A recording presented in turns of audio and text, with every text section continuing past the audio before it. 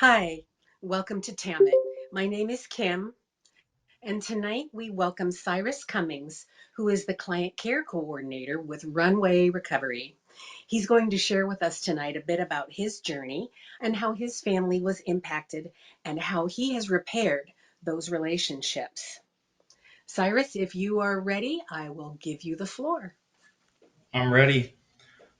Thank you for having me, first of all. When Lisa had approached me with this, I'm very hesitant to get on camera and talk to people, especially when it's not, over camera, not face to face. But I feel like the relationship I have with my mom now and coming from the relationship I did have with my mom and my family as a whole is something that like I can't deny the story of.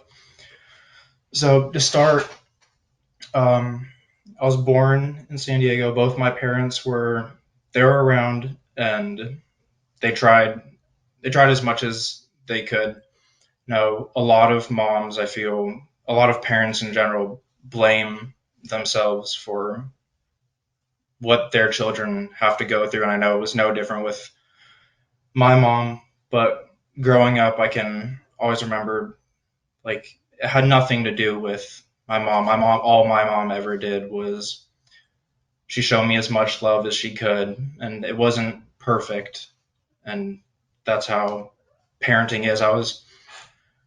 I'm the firstborn in my family. I have two siblings, so my mom always said I was the experiment child.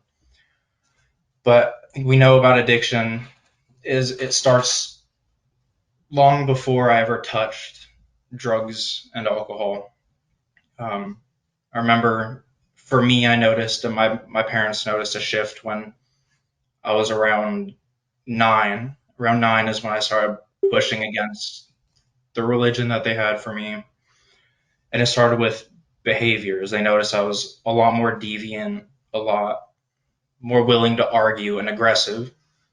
And I could see how it took a toll on my parents, even from nine. Like I always worried about things that shouldn't have worried about. And as much as I saw what my mom was going through and how it affected her, I cared. I always cared. I always saw my mom cry, and I never wanted my mom to cry. My mom crying was the last thing I ever wanted to see, especially when I knew that I had a part to play in it.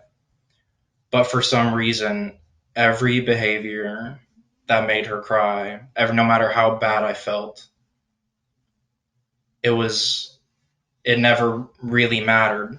I would sit there and think I'm never going to make my mom feel this way again. And 15, 20 minutes later, that all that all went out the window, and I knew exactly what I was doing each time. Every time I manipulated my mom into whatever it was. Like I was smart enough to know what I was doing. I was smart enough to know how it made her feel, but it was just I couldn't get out of it.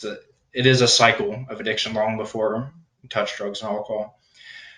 And then I'd say I had my first drink at around 13, and that's where that's where it had started for me with active drug addiction.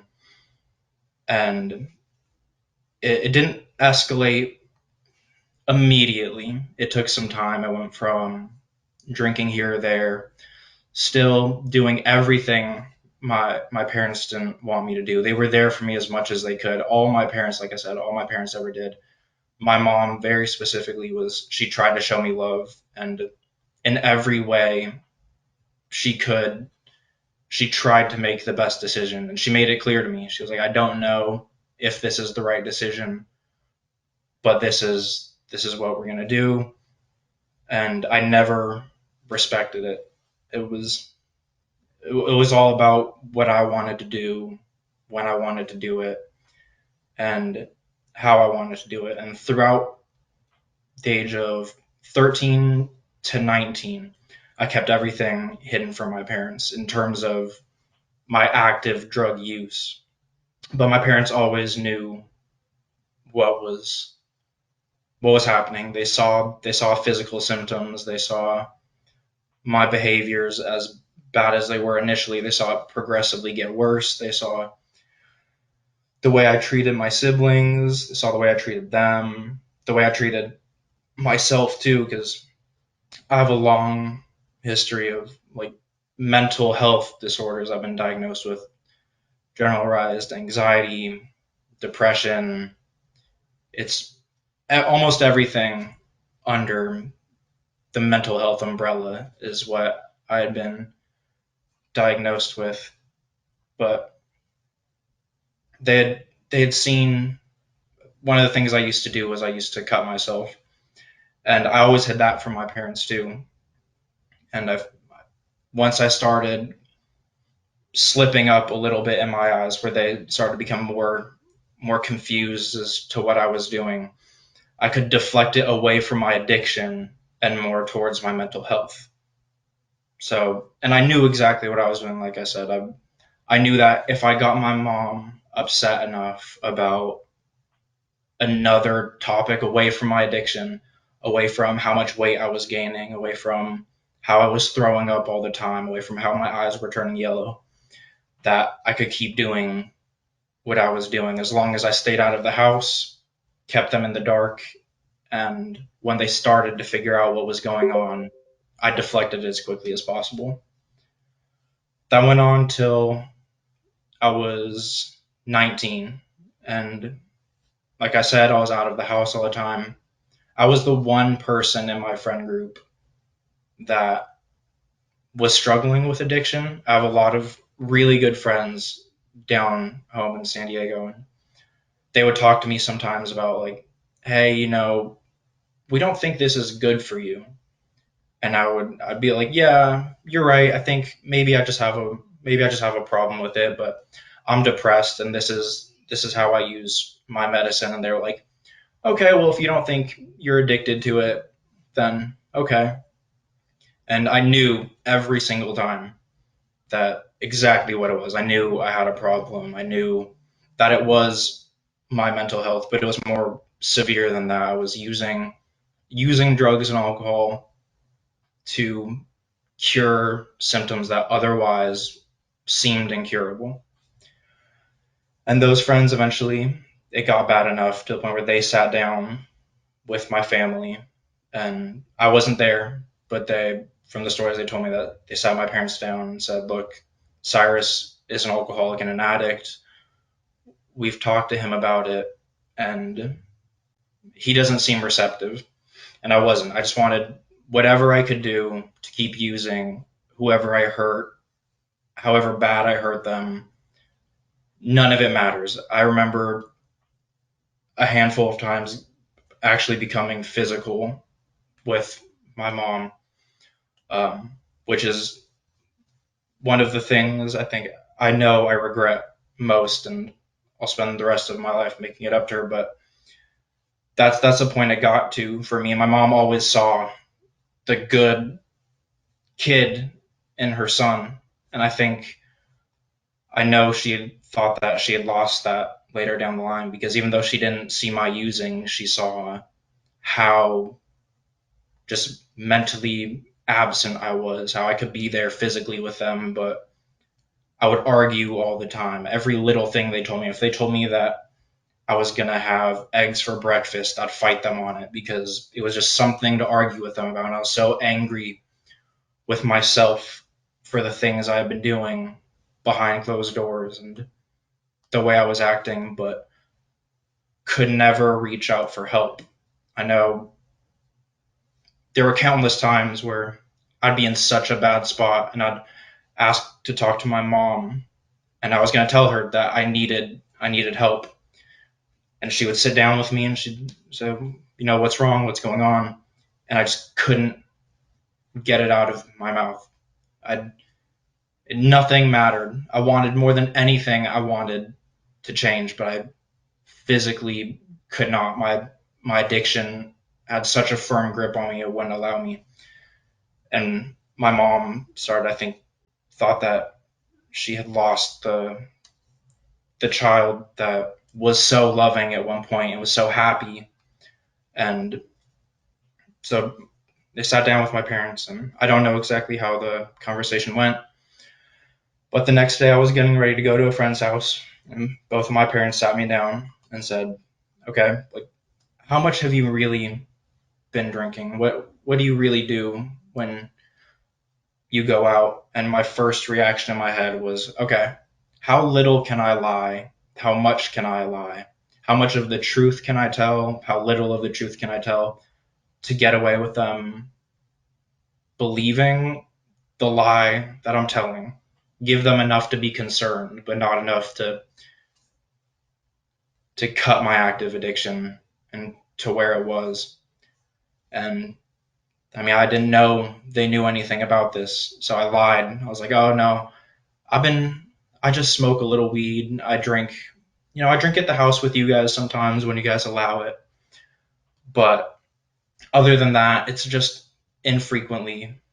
And they're like, "Okay, why are your cheeks so red? Why are you throwing up all the time?" And I had the brilliant idea, because I was into working out and new supplements, that I would tell them it was an excess of vitamin B, because vitamin B can cause some similar symptoms to that. They're like, "No, we know we know what you've been doing." And they called my friends in who had seen it all. I sat down and I cried with them, because I knew, I could see it in their eyes. It was the hardest thing for them to do. I can't imagine, like, having to sit, your son down, talk to them about that. But I had made the decision there. I was like, okay, I had known that this was uncontrollable. I had known that I was hurting my parents and didn't know how to stop it. I sat down. I was like, okay, I know I need to do something. And so my parents got on the phone with Veggie. I was at Runway in a day. Came here, and I was just so excited about sobriety and getting my life on track. And I committed to a treatment program, and throughout the whole time, I was so desired to be intertwined with my parents, because one thing I remember is, no matter how far I pushed my parents away, it was an oxymoron of wanting to keep them at arm's distance, but no further than that. If they were at arm's distance and I could get help from them when I needed help, when I could convince them that we can have a drink on the weekends as a family, but after that I'm not talking to them, then I was okay. I could keep them just at arm's distance, to the point where I could reach out, pull them in when I wanted them there, and push them out. So I was really, really intertwined with my parents, and that was a big adjustment for both of us, because the program I went through was in Costa Mesa, and I was from in San Diego. I'd had a few friends who had struggled with more mental health than addiction, and I wanted to go to a program local in San Diego so I didn't have to be away from my family, because I'd finally was like, okay, I want to be the kid that I wanted to give to my parents. Um, they got on the phone with the program, with the outreach director, and he spent hours on the phone with my parents. Just like, this is where he needs to be. This is what will be best for him. And they sat me down, and I agreed to it. And after completing the program and abstaining from drugs and alcohol, setting some boundaries with my parents, I can say I have the healthiest relationship with my parents that I've ever had since before I was 9. Um, One of the things my family wanted to do before I went to treatment was they wanted us all to move to Texas. And in my active addiction, I thought it would be a good idea to go, because I knew I needed help. I didn't know how to do it, and I was too prideful to go ask for it. So I thought the best way to do it was to go move out of state and see if I could get a fresh start. I went to treatment, and My family recently committed to that move to Texas, and I stayed here. And one of the things my mom told me is we're all hugging them, saying goodbye, and she said, "I'm so happy that I can leave my son and not have to worry about him waking up tomorrow or what he's doing when he goes out at night." And that's the relationship I have with my mom now, is that she knows that that Cyrus that was 9 was never lost. Addiction takes over us, but we're still the same people inside. And I was fortunate enough to find who that was again and be able to show my parents. I worked through the 12 steps, and when it came time to make amends to my mom, I'd given it some time, because for the longest time, even though I wasn't using drugs, I still would go home and I was difficult.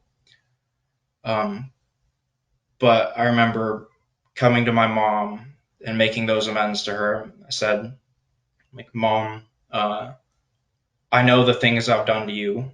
I know that you only ever tried to do what was good for me. And I was constantly defiant of you. I lied to you. I kept you up late nights wondering where your son was. Is he going to make it home tonight? Is he going to come home and he's going to be injured? And I want to know what I can do to make that right with you. And she just cried and hugged me and said, please just keep doing what you're doing. I just want you to keep doing what you're doing. And the progression of both of those, my mom, I know it was hard on my mom to see that, to have her son move away for treatment for a substantial amount of time, and then completing treatment and saying, like, Mom, I think it would be a good idea for me to stay out here. But it was through all of those difficult things, the hard conversations, the having to let go of the codependent relationship with my mom, where I didn't call her every 30 minutes when something came up, but I was like, I told her, like, I love you and I want to talk to you, but I need to grow. And the response that she gave me, she cried, because I know it's obviously hard, but like I said, because it was so difficult for her, that she also grew as well. Because I mean, I have no words to describe the love that I've always had for my mom, and the knowing how bad I was hurting her, like I was saying, and just being completely unable to stop doing what I was doing, but wanting nothing more than to stop. And I knew what I was doing every time. Like I said, I knew how bad it would hurt her. I could see it. My mom wears her heart on her sleeve. She doesn't get angry. She doesn't she doesn't yell at me. She just breaks down. And every time I saw my mom break down, it would break me inside a little bit. And that I remember that was more of a reason for me to go out and use the next time, because I was such a I was such a poor son. So I have to drown out these feelings.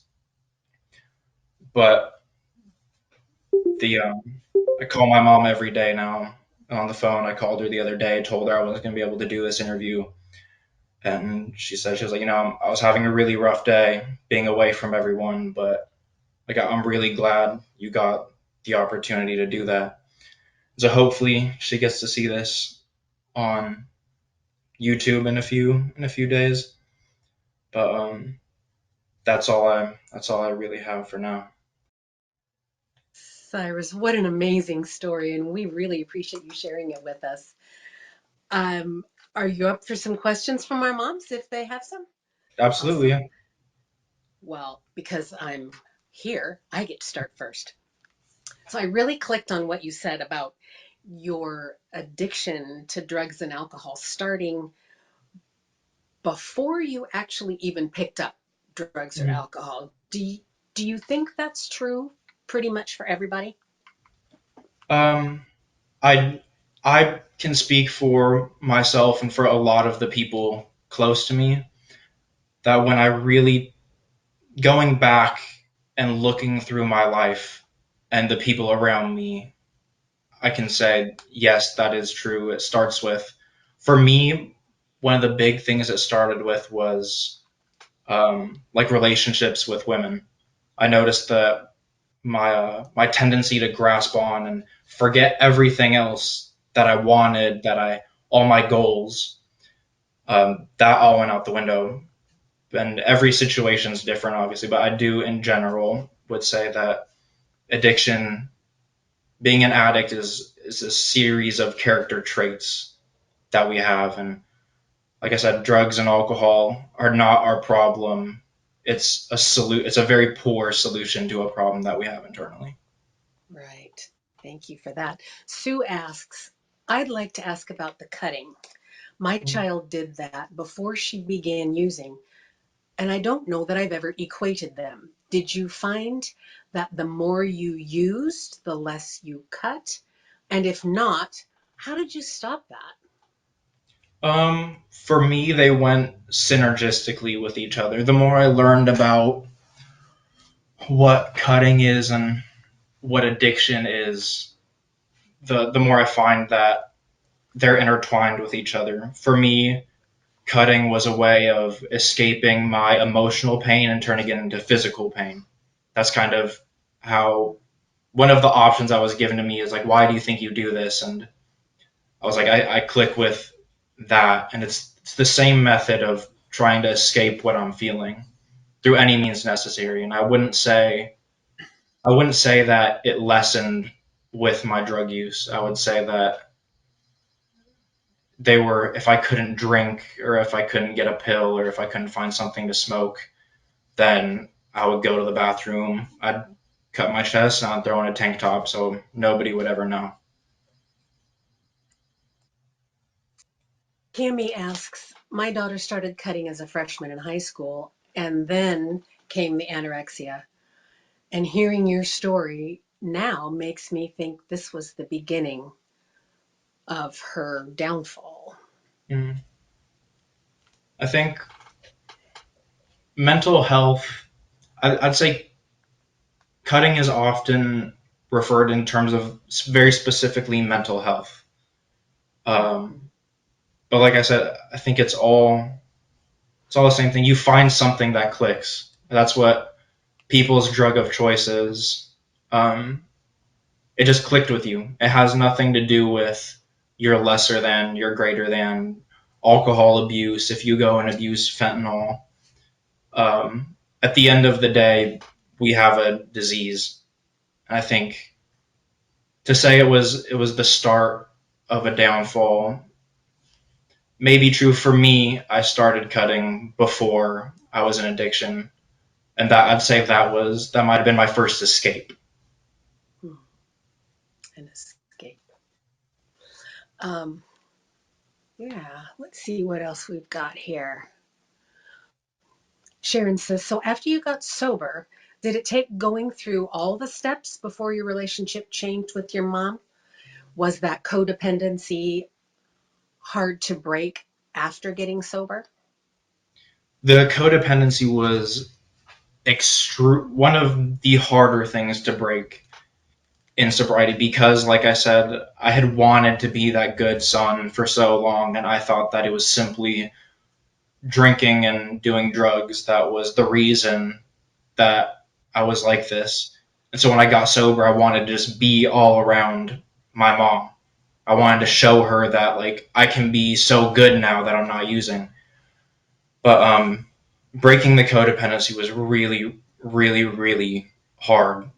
And because of it being hard, and because of talking with my clinicians in treatment and getting recommendations from them of how I should approach boundaries with my mom, and if she's not receptive, what do I do? Or if do I know this is right? but I'm unwilling to do it, which is the same thing I'd been doing throughout my active addiction. It was through those that I broke the codependent, not broke the codependent relationship, but formed an interdependent relationship with my mom where I can function without her, she can function without me. And when we get together and when I go visit my family, I don't make my mom cry anymore. The only time I see my mom cry now is when she's happy to see me, or when she's just proud.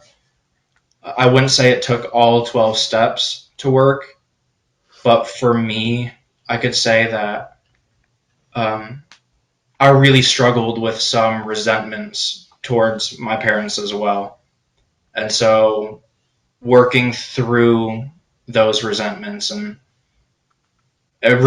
towards myself as well. Like I said, like I'd got physical with my mom a few times, and that was like broke me because that is the last thing I ever wanted to do towards somebody who loved me as much as my mom did. And so working through that resentment with myself, working through resentments with some of the things that my mom tried her best to do and I couldn't understand why. It didn't make sense to me. It was working through those resentments that I was able to develop the actual genuine connection I have with my mom now. Sue says, I'm so glad to hear that your relationship with your mom has come back to a healthy place. That's a hope we all wish for, that our child comes around to being the kind humans that we know they are. Is there something you'd advise moms in the area of us keeping boundaries with our using child? So what worked with my family and what's worked with me with people I consider family, like I have really good friends that go out and use and see them in active addiction. My parents did with me is they were in communication with my clinicians. And so my therapist, you can sign ROIs so that, you know, the people who are treating your son or daughter and are closest to the situation can recommend ways that you can approach the situation. Because it happened, everybody knows how it is. Like we can only try our best. And I know my parents never would have ever expected that their son not only didn't want to participate in their religion, but then needed to go to drug and alcohol treatment and move away. So they had no idea how to handle any situation. They could just try. But then they got in contact with people who had seen the situation before. They sat down with my family and talked to them and talked to me about my relationship with my parents. And they could give a clinical perspective on how to set boundaries and what those boundaries should be. And it was just a matter of being willing to do them for me and for my parents. That's awesome. So, I just wanted to say you remind me a lot of my own son in that um, how little can I lie and how much can I lie and still get them to think, oh, yeah, it's okay. So I really appreciated hearing that because it makes me think, oh, not totally crazy after all. Um, so any other questions? Let's see what we've got here. Karen says, I'm so proud of you, Cyrus. Everything you say sounds exactly like my son. He is 24. This is his seventh time in rehab. He's 60 days clean, yay, and doing the best he ever has. I got on a little bit late. Was this your first rehab? This was my first time in treatment, and I know every time going back to treatment, there's more shame involved in it for people who go through it. From the outside looking in, a lot of people say like it takes so much strength to go back in there, but in the moment, it's really hard to go back to treatment. And I'm fortunate enough to the point where not only did I have enough great people around me to support me, I mean, that's really everything I have, I credit to the people around me, because the connection that I made, the support that I received, the belief in myself when I didn't believe in me personally, is the only reason I've ever gained anything. Sue says, thank you for sharing with us tonight, Cyrus. This really brings hope, and we are in need of massive amounts of hope. Yeah. So we want to thank you for coming in tonight and for sharing your story with us here at the Addicts Mom. We wish everyone a good evening. Thanks for coming in, Cyrus. Thank you. Thank you.